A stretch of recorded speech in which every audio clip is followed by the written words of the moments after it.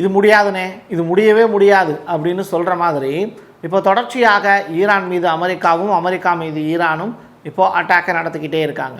இதில் ஒரு பகுதியாக இடையில மாட்டிக்கிட்டு தவிக்கிறது குவைத் அண்டு பக்ரைன் மாதிரியான நாடுகள் தான்.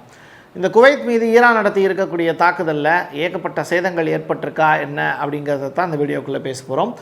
ஈராக் வரைக்கும் நீளக்கூடிய ஒரு போர், ஈராக் வரைக்கும், அதாவது ஈரான் அப்படிங்கிறது ஒரு பக்கம், அமெரிக்கா ஒரு பக்கம், இஸ்ரேல் ஒரு பக்கம். ஆனால் ஈராக்கில் ஏன் முக்கியமான ஒரு சம்பவம் ஒன்று நடந்திருக்கு, எதனால் அந்த இடத்துல ஒரு பெரிய அட்டாக்கை நடத்தியிருக்காங்க அப்படிங்கிறது தொடர்பான வீடியோவும் கிடச்சிருக்கு.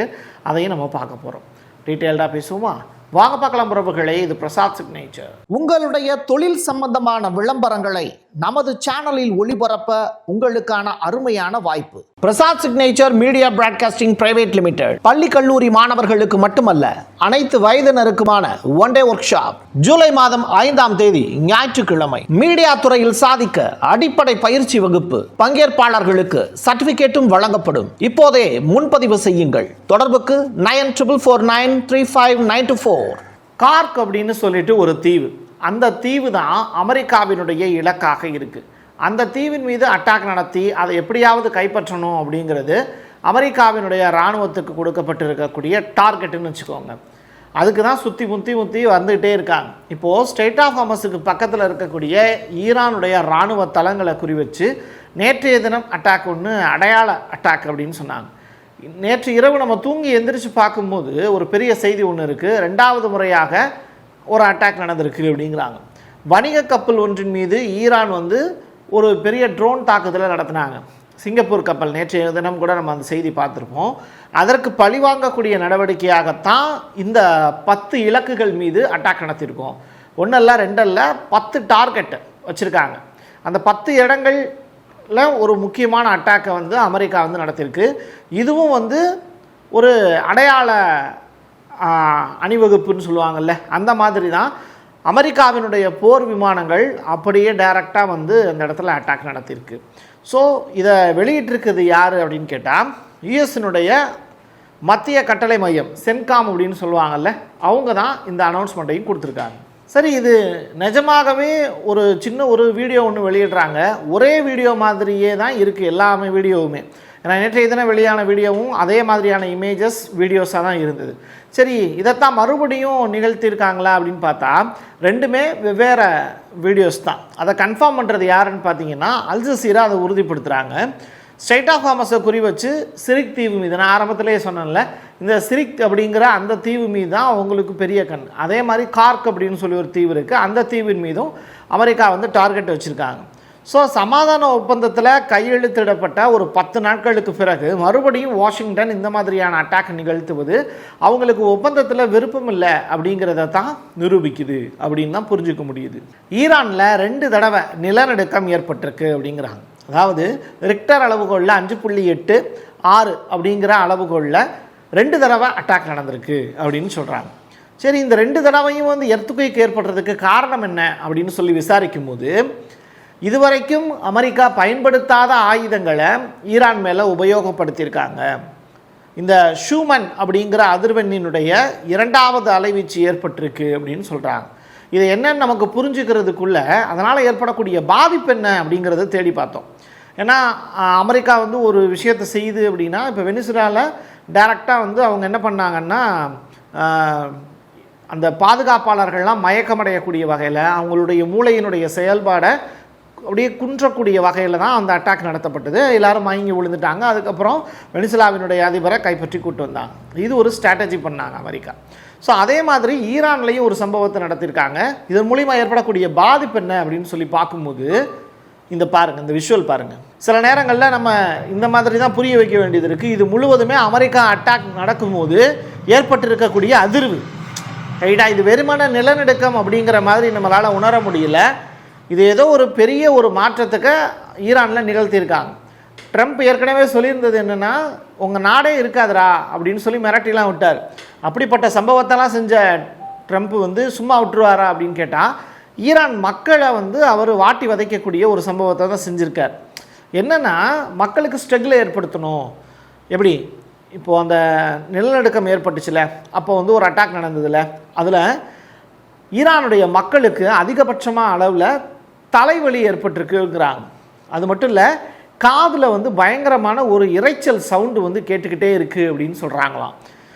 ஒரு விதமான ஒரு உறுதியற்ற உணர்வு, எப்படி சொல்கிறது, இப்போ நம்ம கையை வந்து இப்படி அசைக்கிறோம் அப்படின்னா அப்படிப்பட்ட ஒரு மறுபடியும் வந்து அதை வந்து அக்சஸ் பண்ண முடியாத அளவுக்கு இருக்குது அப்படிங்கிறாங்க. இது எல்லாமே ஈரான் சைடில் இருந்து நமக்கு கிடச்சிருக்கக்கூடிய ரிப்போர்ட்டு.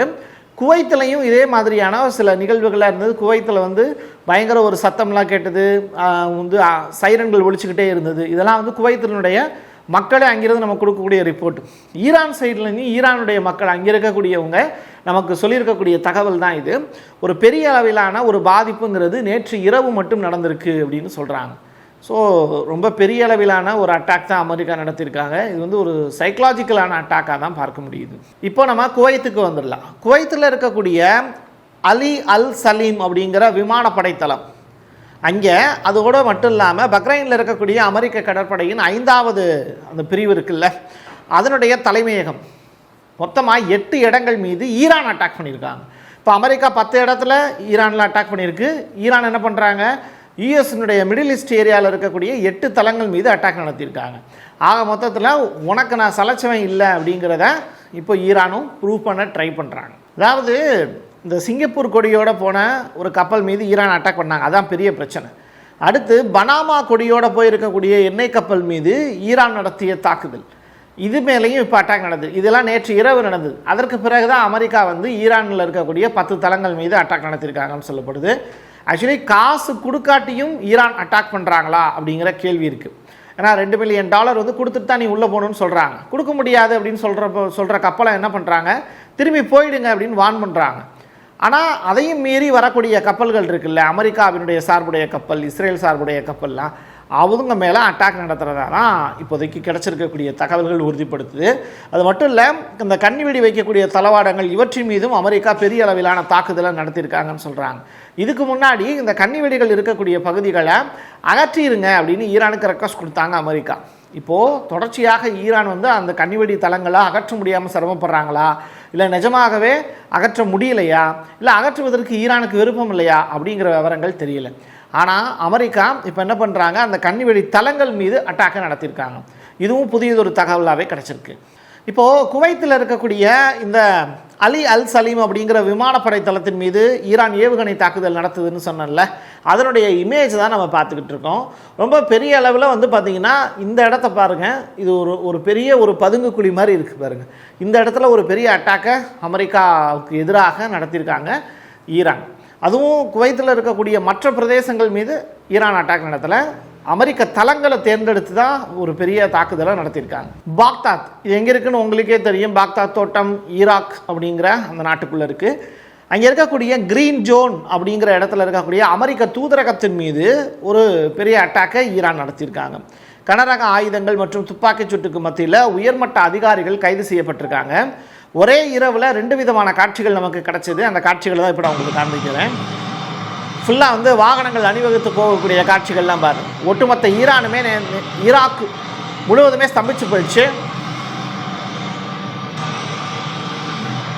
அமெரிக்காவும் ஈரானும் இப்போ என்ன பண்ணுறாங்க, ஈராக்கில் இருக்கக்கூடிய தளங்களை இப்போ குறி வச்சு வேலைகளை செஞ்சுக்கிட்டு இருக்காங்க.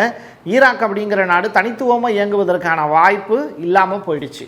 இந்த இடத்துல ஏன் ஈராக்கை மையப்படுத்தி நம்ம பேசுகிறோம் அப்படின்னா, ஈராக்குக்கு ஈரானுடைய ஃபாரின் மினிஸ்டர் அப்பாஸ் அராக்சி நேரடியாக போயிருக்காரு. அங்கே இருக்கக்கூடிய பாக்தாதுக்கு அவர் புறப்பட்டு போனதற்கு பிறகு தான் இந்த அட்டாக் நடந்துறதா சொல்கிறாங்க. இந்த பயணத்தின் போது இருதரப்பு உறவுகள் மற்றும் சர்வதேச நிலவரங்கள் என்ன அப்படிங்கிறத இப்போ இந்த 2 நாட்டினுடைய தலைவர்களும் பேசியிருக்காங்க அப்படின்னு சொல்லப்படுது. ஒரு காலகட்டத்தில் ஈரானும் ஈராக்கும் வாரிலெல்லாம் ஈடுபட்டாங்க. அதற்கு பிறகு தான் புரிஞ்சுது, ஐயோ நம்ம 2 பேரும் எதிரி இல்லைடா, நமக்கு ஒரே ஒரு எதிரி வந்து அமெரிக்கா மட்டும்தான் அப்படின்னு. அதனால இப்போ 2 பேரும் கைக்குலுக்க ஆரம்பிச்சிருக்காங்க. பார்ப்போம் இவங்க 2 பேரும் இணைந்து அடுத்தடுத்து செயல்படுவார்களா அப்படிங்கிறத நம்ம வெயிட் பண்ணி தான் பார்க்கணும். எல்லாத்தையும் தாண்டி நார்த் கொரியா சொல்லியிருக்கக்கூடிய பதில், ரொம்ப நாளாக ஃப்ரேமில் வராமலே இருந்தார் நார்த் கொரியாவினுடைய அதிபர் கிம் அவர்கள். அமெரிக்கா ஈரான் மீது அணு ஆயுதங்களை கொண்டு தாக்குதல் நடத்துவதற்கான பிளானில் இருக்காங்க அப்படிங்கிற தகவல் எங்களுக்கு கிடச்சிருக்கு.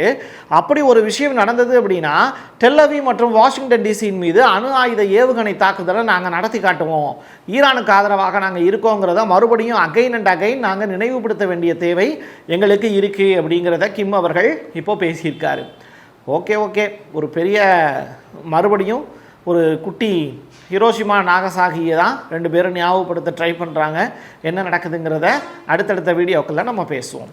என் கையெழுத்து என் மக்களுக்கான உறவுகளே, மீண்டும் ஒரு பதிவில் சந்திக்கலாம். நன்றி, வணக்கம். உங்களுடைய தொழில் சம்பந்தமான விளம்பரங்களை நமது சேனலில் ஒளிபரப்ப உங்களுக்கான அருமையான வாய்ப்பு. Prasad signature media broadcasting private limited பள்ளி கல்லூரி மாணவர்களுக்கு மட்டுமல்ல, அனைத்து வயதினருக்குமான ஒன் டே ஒர்க் ஷாப் ஜூலை மாதம் 5ஆம் தேதி ஞாயிற்றுக்கிழமை. மீடியா துறையில் சாதிக்க அடிப்படை பயிற்சி வகுப்பு. பங்கேற்பாளர்களுக்கு சர்டிபிகேட்டும் வழங்கப்படும். இப்போதே முன்பதிவு செய்யுங்கள். தொடர்புக்கு 9449359224.